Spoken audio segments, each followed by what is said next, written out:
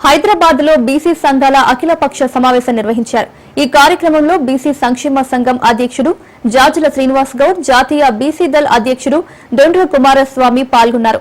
దశాబ్దాల పోరాటాల ఫలితంగానే తెలంగాణ ప్రభుత్వం 42% రిజర్వేషన్లు కల్పిస్తూ చారిత్రక నిర్ణయం తీసుకుందని జాతీయ బీసీ దళ్ అధ్యక్షుడు దొండ్ర కుమారస్వామి తెలిపారు. సామాజిక న్యాయం కోసం, సమానత్వం కోసం చేసే పోరాటం నేరమా అని ఆయన ప్రశ్నించారు. బీసీ రిజర్వేషన్లపై కుట్రలు చేస్తున్న వారికి ప్రజలు త్వరలోనే ఓటు అనే ఆయుధంతో బుద్ధి చెప్పే రోజులు దగ్గర పడ్డాయని హెచ్చరించారు. రిజర్వేషన్ల పెంపు ఆ బిల్లును 2 బిల్లులను గవర్నర్ ద్వారా రాష్ట్రపతికి పంపించిన విషయం మనందరికీ తెలిసిందే.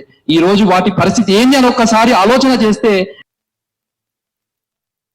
ఈరోజు రాష్ట్రంలోని బీసీ సంఘాలన్నీ కలిపి ఈరోజు సోమాజిగూడలో ఈరోజు సమావేశం జరిగింది. ముఖ్యంగా జీవో విడుదల పైన ఈ యొక్క సారాంశం జరిగింది.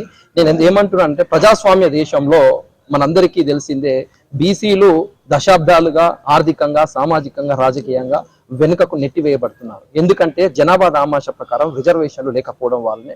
అంతేకాకుండా దశాబ్దాలుగా అణిచివేతకు గురవుతున్నారు.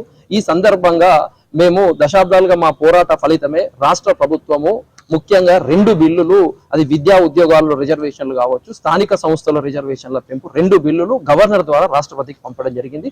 అక్కడ కేంద్రం ఇప్పటికీ ఆ బిల్లు పెండింగ్ లో ఉంచింది. ఆ తదాంతరము మళ్ళీ పంచాయతీరాజ్ చట్టం 2018 సెక్షన్ 280 సవరణ చేస్తూ మళ్ళీ గవర్నర్ దగ్గరికి పంపించాడు. అక్కడ కూడా ఆ బిల్లు పెండింగ్ లోనే ఉంది. అలాంటి సందర్భంలో రాష్ట్ర ప్రభుత్వం ఓ ప్రత్యేక జీవో ద్వారా రిజర్వేషన్లు కల్పించాలని ఒక ఆలోచన, మంచి సంకల్ప బలంతో ముందుకు వచ్చారు. వెంటనే ఇంకా జీవో రిలీజ్ కాకముందే మనందరికీ తెలిసింది, నిన్న కొందరు హైకోర్టును అప్రోచ్ కావడం జరిగింది. దాంట్లో కోర్టు కూడా క్లియర్ గా చెప్పింది, మీరు ఏదైతే ఊహాజనితమైన న్యూస్ పేపర్లలో ఉన్న వార్తల ద్వారా మీరు వస్తే దీన్ని కన్సిడర్ చేయలేమని చెప్పి ఆ కేసును కూడా డిస్మిస్ చేయడం జరిగింది. ఈ సందర్భంగా దశాబ్దాలుగా మేము మా హక్కుల కోసం, రిజర్వేషన్ల కోసం, ఆత్మగౌరవం కోసం పోరాటం చేస్తున్నారు.